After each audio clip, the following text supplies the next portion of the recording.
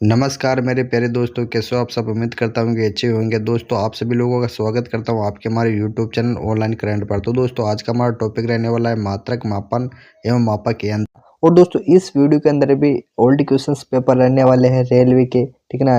अगर आप भी दोस्तों रेलवे के किसी भी एग्जाम की तैयारी कर रहे हो, चाहे वो हो गए आपके RRB, LP, NTPC, group D, RPF, JE, किसी की भी तैयारी कर रहे हो तो दोस्तों ये वीडियो आपके लिए इंपॉर्टेंट होने वाला है। क्योंकि दोस्तों इस वीडियो के अंदर अपन पिछले एग्जाम में जो क्वेश्चंस बने थे साइंस के मात्रक और मापन के रिलेटेड, तो उन्हीं क्वेश्चंस को आज के इस वीडियो के अंदर अपन डिस्कस करने वाले हैं। तो चलिए आज के इस वीडियो को शुरू करते हैं। उसी में आज का अपना पहला जो क्वेश्चन है वो आपको इस प्रकार दिया है, निम्न में से किस उपकरण का उपयोग वायुमंडलीय दाब को मापने के लिए किया जाता है। ऑप्शन अपना पहला ओडोमीटर, दूसरा है थर्मोमीटर, तीसरा है ट्रेटामीटर और चौथा है बैरोमीटर। और दोस्तों ये क्वेश्चन बना था आपके आरआरबी एनटीपीसी 14/6/2022 स्टेज सेकंड के अंदर, यानी शिफ्ट नंबर 1।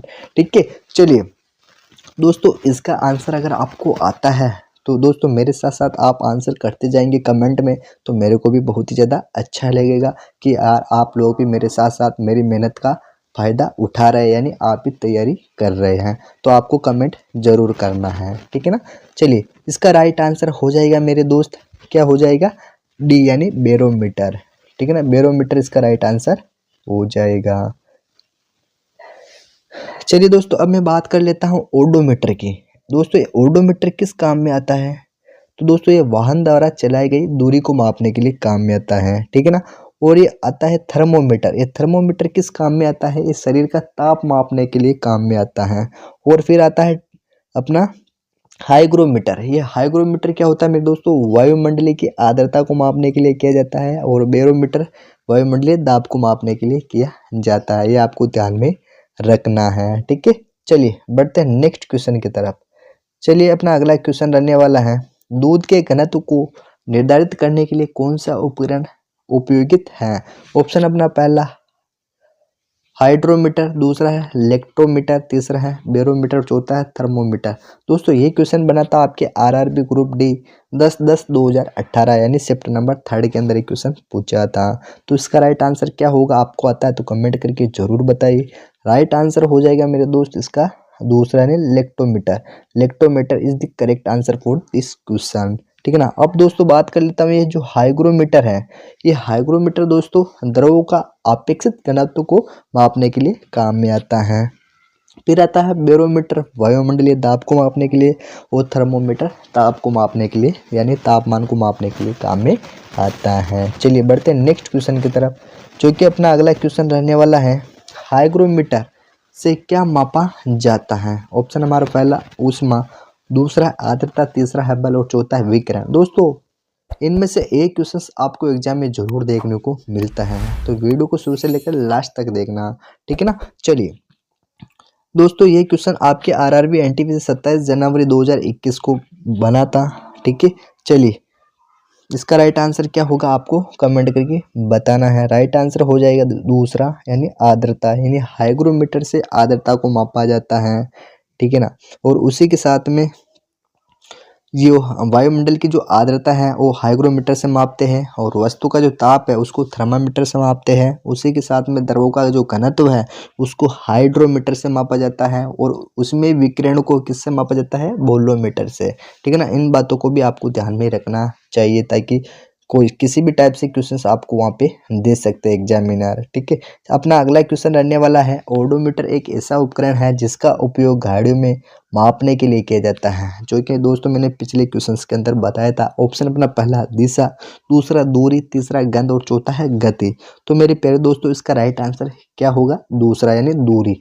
दूरी is the correct answer for this question, ठीक है ना। ये दूरी यानी बी राइट हो जाएगा। ओडोमीटर एक ऐसा उपकरण है जिसका उपयोग गाड़ियों में दूरी मापने के लिए किया जाता है, गति मापने यानी स्पीडोमीटर यंत्र का उपयोग किया जाता है, ठीक है। और ये आपको ध्यान में रखना है। बढ़ते हैं नेक्स्ट क्वेश्चन की तरफ, जो कि अपना अगला क्वेश्चन है, एक सॉफ्ट की आवर्तन गति को निर्धारित करने के लिए इस्तेमाल किया जाता है? ऑप्शन नंबर पहला स्पीडोमीटर, दूसरा टेकोमीटर, तीसरा है एनीमोमीटर और चौथा है क्रोनोमीटर। तो मेरे प्यारे दोस्तों ये क्वेश्चन आपके आरआरबी एनटीपीसी 31/3/2016 को बना था।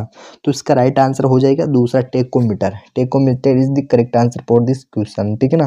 दोस्तों आपको भी कमेंट में मेरे साथ साथ आंसर देते चलना है। दोस्तों सॉफ्ट की आर्दन गति को निर्धारित करने के लिए टेकोमीटर का इस्तेमाल किया जाता है। यह एक वैज्ञानिक उपकरण है जिसका वाहनों की घूर्णन गति मापने के लिए किया जाता है, ठीक है ना। और स्पीडोमीटर मोटर गाड़ियों की गति मापने का यंत्र है। और एनीमोमीटर क्या है? पवन के वेग को मापता है। और क्रोनोमीटर क्या है? जलयान में सही समय का पता लगाने के लिए उसको काम में लिया जाता है, क्रोनोमीटर को, ठीक है। चलिए बढ़ते हैं नेक्स्ट क्वेश्चन की तरफ, जो कि अपना अगला क्वेश्चन आने वाला है। किसी परिपथ में विद्युत धारा के प्रवाह की दिशा को दर्शाने के लिए किस उपकरण का उपयोग किया जाता है? ऑप्शन अपना पहला है गैल्वेनोमीटर, दूसरा है एमीटर, तीसरा है रियोस्टेट और चौथा है वोल्टमीटर। तो मेरे प्यारे दोस्तों ये क्वेश्चन बना था आरआरबी एनटीपीसी 19/1/2021 को, ठीक है ना। तो इसका राइट आंसर हो जाएगा पहला galvanometer. Galvanometer is the correct answer, ठीक है ना। फिर आता है एमीटर। एमीटर किसी भी परिपथ में प्रवाहित धारा का मान ज्ञात करने में काम आता है। रियोस्टेट क्या होता है मेरे दोस्त? रियोस्टेट प्रतिरोध को कम करने या बढ़ाने के लिए काम में आता है। वोल्टमीटर किसी परिपथ के किन्हीं दो बिंदु के विभवांतर को मापने में काम में आता है। ये आपको ध्यान में रखना है। चलिए बढ़ते हैं नेक्स्ट क्वेश्चन की तरफ, जो कि अपना अगला क्वेश्चन है। निम्नलिखित में से कौन सी एक वेक्टर मात्रा है? ऑप्शन नंबर पहला समय, दूसरा तापमान, तीसरा दूरी और चौथा है वेग। दोस्तों ये क्वेश्चन आरआरबी एनटीपीसी 9/4/2016 को बना था, ठीक है ना। तो मेरे प्यारे दोस्तों इसका राइट आंसर क्या हो जाएगा मेरे दोस्त? वेग, यानी D is the correct answer for this question, ठीक है ना।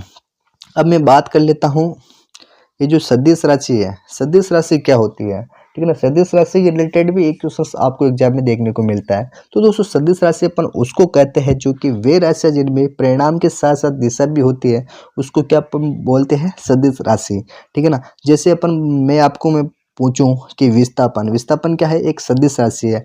वेग क्या है? सदिश राशि है। त्वरण, बल, भार, आवेग, विद्युत संवेग आदि क्या है? ये एक सदिश राशि है। अब मैं बात कर लेता हूँ अदिश राशि की। दोस्तों ये क्या हम बता रहा हूँ मैं आपको, इनमें से एक क्वेश्चन आपको बनता है सदिश राशि और अदिश राशि। आप में आपको जानकारी होना चाहिए कि कौन सी सदिश राशि है, कौन सी अदिश राशि है। कभी कभी आपको पूछ लेता है कि इनमें से कौन सी सदिश राशि है या फिर इनमें से कौन सी अदिश राशि है, तो आपको इसके बारे में जानकारी होना जरूरी है। तो अदिश राशि किसको बोलेंगे अपन? वे राशियाँ जिनका केवल परिणाम होता है लेकिन दिशा नहीं होती है, वो अदिश राशि कहलाती है। जैसे द्रव्यमान हो गया, दूरी हो गई, समय हो गया, चाल, दाब, कार्य, शक्ति, ताप, आयतन, विभव, ये क्या है? एक अदिश राशि है, ठीक है ना। चलिए बढ़ते हैं अपन नेक्स्ट क्वेश्चन की तरफ,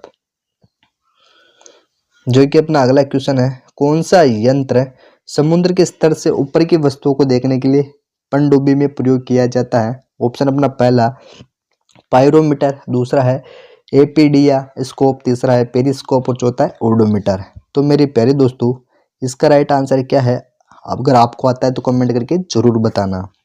तो मेरे दोस्त इसका राइट आंसर हो जाएगा तीसरा पेरिस्कोप। पेरिस्कोप इसका राइट आंसर हो जाएगा। और एक क्वेश्चन बना था आरआरबी एनटीपीसी से 10/4/2016 को, ठीक है ना। पनडुब्बियों में उपयोग होने वाला ऐसा उपकरण है जिसकी सहायता से पानी में डूबे हुए व्यक्ति को पानी के ऊपर का दृश्य दिखाई पड़ता है। पायरोमीटर दूर की स्थिति वस्तु के ताप का ज्ञात करने हेतु उपयोग किया जाता है, ठीक है ना। चलिए बढ़ते हैं नेक्स्ट क्वेश्चन की तरफ, जो कि अपना अगला क्वेश्चन रहने वाला है। गैल्वेनोमीटर का उपयोग किया जाता है। दोस्तों गैल्वेनोमीटर का उपयोग किसके लिए किया जाता है, जो कि मैंने पहले आपको बताया था। इसका राइट आंसर आपको कमेंट करके बताना है। ऑप्शन अपना पहला प्रकाश की दिशा का पता लगाने के लिए, दूसरा चुंबकीय प्रेरण की दिशा का पता लगाने के लिए, तीसरा है ध्वनि की दिशा का पता लगाने के लिए और चौथा है धारा की दिशा का पता लगाने के लिए। और ये क्वेश्चन आपका बना था ग्रुप डी के अंदर, 2 बार पूछा था, दोनों बार ग्रुप डी के अंदर पूछा था। 24/9/2018 को बना था, 22/9/2018 को बना था, ठीक है ना। तो इसका राइट आंसर हो जाएगा चौथा, धारा की दिशा का पता लगाने के लिए गैल्वेनोमीटर का प्रयोग अपन करते हैं। D is the correct answer for this question, ठीक है ना। चलिए बढ़ते हैं नेक्स्ट क्वेश्चन की तरफ। चलिए दोस्तों आज का ये वीडियो सिर्फ इतनी है, आगे तो क्वेश्चन से नहीं है। आज का ये वीडियो सिर्फ इतनी है दोस्तों। वीडियो जरा सा भी आपको पसंद आए तो दोस्तों वीडियो को लाइक जरूर कीजिएगा, और अभी तक हमारे इस चैनल को सब्सक्राइब नहीं कर रखा तो प्लीज़ सब्सक्राइब करके हमारे बेल आइकन को ऑन कर दीजिए ताकि हम भी जब भी ऐसी कोई वीडियो अपलोड करें तो उसका नोटिफिकेशन आप सभी को भी मिलता रहे। तो दोस्तों मिलते हैं नई वीडियो नए टॉपिक के साथ, जब तक के लिए बाय। जय हिंद, जय भारत, वंदे मातरम।